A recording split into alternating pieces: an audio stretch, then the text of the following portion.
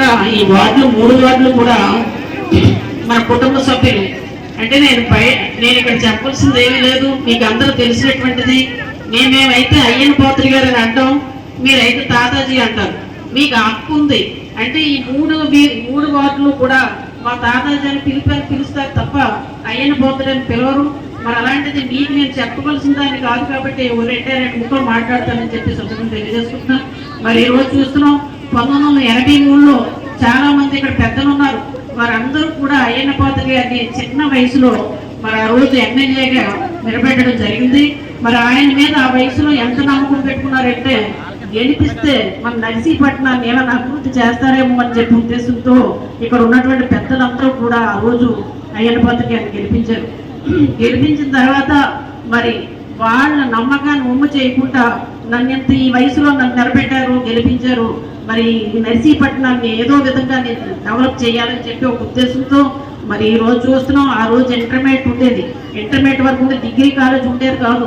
అలాంటిది degree college తీసుకొచ్చారు.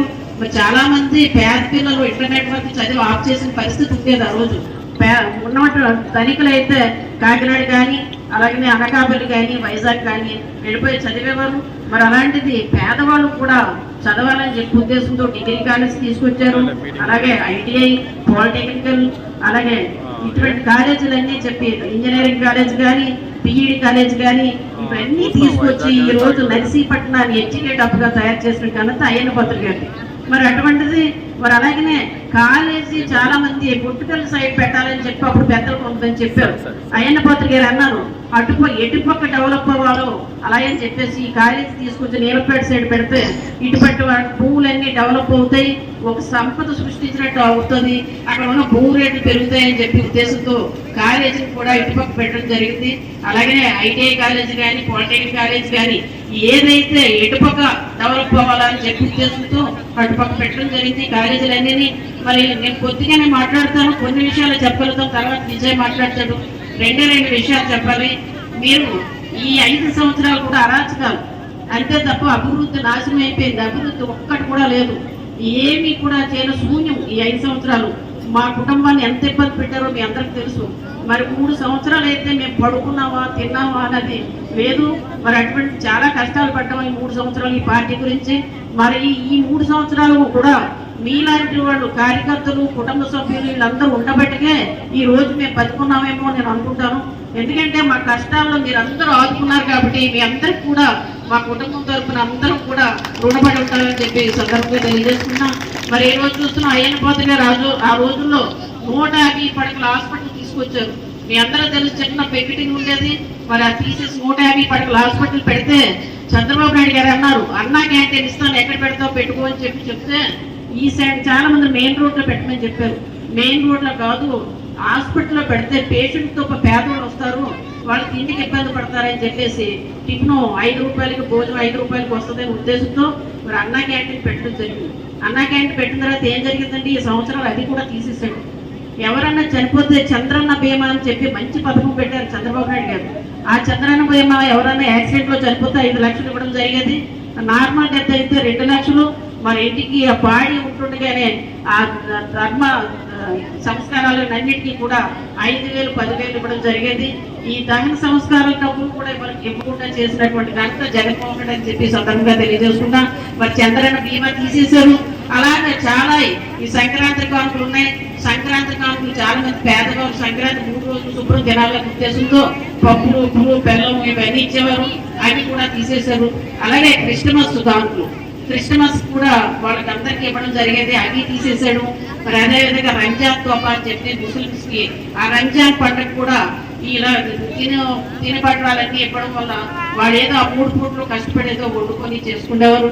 మరి అలాంటిది ఇటువంటి అన్ని తీసేసాడు కాబట్టి అమ్మఒడి అన్నాడు. అమ్మఒడి ఏం చేశాడంటే ఎంతమంది పిల్లలు ఉంటే అంతమందికి పిల్లలు ఇస్తానన్నాడు. కానీ ఒక్క పిల్లకి ఇచ్చేసి ఆ అమ్మఒడి కూడా 15,000కి 13,000 రూపాయలు ఇచ్చి 2,000 రూపాయలు కూడా బాత్రూమ్ మెయింటెనెన్స్ చెప్పి అది కూడా తీసేసుకుంటున్నాడు. మరి ఇటువంటి పరిపాలన సాగింది. ఈ 5 సంవత్సరాలు అరాచకాలు తప్ప ఏ అభివృద్ధి కూడా లేదు. ఈ రోజు చెప్తున్నాను, చాలా మంది ఇక్కడ వైఎస్ఆర్సీపీ నాయకులు ఉండొచ్చు ఎక్కడైనా, వారందరికీ నేను ఒకటే మాట చెప్తున్నాను, మీరు పాలిటిక్స్ లో ఎందుకు వస్తారండి? ప్రజలు అభివృద్ధి చేయాలి, నా వార్డు అభివృద్ధి చేసుకోవాలి, నా నర్సీపట్నం అభివృద్ధి చేయాలనే ఉద్దేశంతో మీరు వస్తారు. ఈ 5 సంవత్సరాలు చూసారు మీరందరూ, అభివృద్ధి కుంటుపడిపోయింది. మనమందరం కలిసి మన పల్లెలను అభివృద్ధి చేసుకుందాం, మన వార్డులు అభివృద్ధి చేసుకుందాం, రోడ్లు కానీ డ్రైనేజ్ సిస్టమ్ కానీ ఇవన్నీ కలిసికట్టుగా అభివృద్ధి చేసుకుందని చెప్పి వారందరికీ సవ్యంగా మనం చేసుకుంటున్నాం. మరి అదేవిధంగా ఈ రోజు చూస్తున్నాం, చంద్రబాబు నాయుడు గారు చాలా మంచి పథకాలు పెట్టడం జరిగింది. చంద్రన్న బీమా తీసేసి తర్వాత చంద్రన్న బీమా 10 లక్షలు చేయడం జరిగింది. ఈరోజు 5 లక్షల బదులు 10 లక్షలు, ఎవరైనా యాక్సిడెంట్ చనిపోతే 10 లక్షలు ఇస్తామని చెప్పి చెప్పడం జరిగింది. అలాగనే ప్రతి ఇంట్లో కూడా 18 సంవత్సరాలు పైబడినటువంటి మహిళ ఎవరు ఉన్నా సరే, ఎంతమంది ఉన్నా సరే, నెలకి 1500 చొప్పున సంవత్సరానికి 18,000 ఇస్తారని చెప్పి కూడా చెప్పడం జరిగింది. అదేవిధంగా ప్రతి ఇంటికి 3 గ్యాస్ సిలిండర్. ఎందుకంటే మన మహిళలకి భిక్ష పెట్టింది, డ్వాక్రా గ్రూపులు పెట్టింది మన తెలుగుదేశం పార్టీ, మన చంద్రబాబు నాయుడు గారు. మీరందరూ తెలుసుకోని అవసరం ఉంది. డ్వాక్రా గ్రూపులు వచ్చే వరకు కూడా మనం ఎక్కడున్నామండి, ఇంట్లో పడేసేవాళ్ళని. డ్వాక్రా గ్రూపులు వచ్చిన తర్వాతే మన కాళ్ళ మీద మనం నిలబడి, అలాగే భర్తతో సమానంగా మనం కూడా కష్టపడి ఆ విధంగా పిల్లలు చదివించుకొని ఈ రోజు ప్రయోజనం చేసినటువంటి ఘనత మంది. ఆడవాళ్ళందరూ కూడా వంటే కుందేలని వారు వంట చేసుకొని వంటగదిలోనే పరిమితం అయ్యేవారు తప్ప పైకి వచ్చేది లేదు. మనకు గౌరవం ఇచ్చింది కానీ చంద్రబాబు నాయుడు గారు ఇచ్చారు. ఈ డ్వాక్రా గ్రూపులు ఇచ్చిన తర్వాతే ప్రతి మీటింగ్ కి మనం పిలుస్తున్నారు. ప్రతి ఒక్కరు కూడా డ్వాక్రా గ్రూపులు ఎక్కడున్నారని ఎత్తుకుంటూ వస్తున్నారు. మరి పాత రోజుల్లో ఎవరు చూసేవారు? అదన్నీ మనం గుర్తుపెట్టుకోవాల్సిన అవసరం ఉంది. ఈ రోజు 18 సంవత్సరాలు దాటినట్టు ప్రతి మహిళకి ఇస్తున్నారు. అలాగే అమ్మఒడి ఎంతమంది పిల్లలు ఉంటే అంతమందికి కూడా 15,000 రూపాయల చొప్పున ప్రతి ఒక్కరికి కూడా ఇవ్వడం జరుగుతుంది. మరి అదేవిధంగా మహిళలు ఆ రోజు డ్వాక్రా గ్రూపులో స్టవ్ ఉండే కాదు, మనం కట్టెల పొయ్యి మీద వండుకునేవాళ్ళు.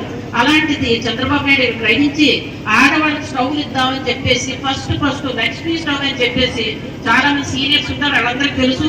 ఆ స్టవ్లు ఇవ్వడం జరిగింది. స్టవ్లు ఇచ్చిన తర్వాత కట్టెల పొయ్యి అన్నది మనం మర్చిపోయాం. ఈ కట్టెలు అప్పుడు ఏం ఆలోచించారంటే రేట్లు పెరిగిపోతున్నాయి, ఇప్పుడు పరిస్థితి బాగోలేదని చెప్పి ఒక్కొక్క ఇంటికి 3 సిలిండర్ ఇవ్వాలని చెప్పేసి ఉచితంగా 3 సిలిండర్ ఇవ్వడం జరుగుతుంది. మరి ఈరోజు చూస్తున్నాం, రైతాంగం పంట పండించుకుంటున్నాం, ఎక్కడ అమ్ముకుంటున్నాం? ఏదో వీళ్ళందరూ గవర్నమెంట్ అంటుంది తడిసిపోయినా సరే మేము ధాన్యం కొనేస్తామని చెప్తున్నారు.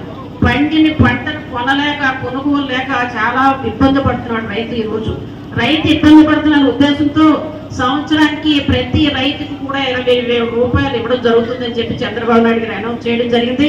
ఈ పథకాలన్నీ అలాగనే యువత ఉంది, చాలా మంది ఉద్యోగాలు లేనటువంటి కంపెనీలు లేవు. ఈ 5 సంవత్సరాలు ఎక్కడ ఉద్యోగాలు లేవు, యువత చెడిపోయింది. బాధపడి ఒక ఉద్దేశంతో యువతకి ప్రతి అప్లికేషన్ పెట్టుకోవాలంటే తల్లిదండ్రులు 300, 500 అడగాలని చెప్పి ఉద్దేశంతో వారికి ప్రతి నెల 3,000 రూపాయలు నిరుద్యోగ వృత్తి కింద ఇవ్వడం జరుగుతుంది. మరి ఇటువంటి మంచి పథకాలు పెట్టారు. అలాగే రక్షిత నీటి పథకం అని చెప్పి పెట్టడం జరిగింది. మనం ఎప్పుడు అయిన పత్రిక గారు అప్పుడు పల్లెటూరు దగ్గర కానీ పైప్లైట్ పాలన దగ్గర ఫిల్టర్స్ పెట్టారు అప్పుడు వాటర్కి. ఈ రోజు ఆ ఫిల్టర్స్ పాడైపోయిన వాటర్ కొళాయిలు వచ్చినా సరే అది బాగు చేయించే పరిస్థితిలో మన మున్సిపాలిటీ లేదండి. ఇప్పుడు అలా ఉంది. మన మున్సిపాలిటీ డబ్బులు కడుతున్నాం, మన పన్నుల మీద ఆడు బతుకుతున్నారు, మన పన్నుల సొమ్ము తీసుకెళ్లి ఆడు వాడుకుంటున్నారు తప్ప ప్రజలకు పెట్టడం జరగట్లేదు. మీరు అందరూ గ్రహించాల్సిన అవసరం ఉంది.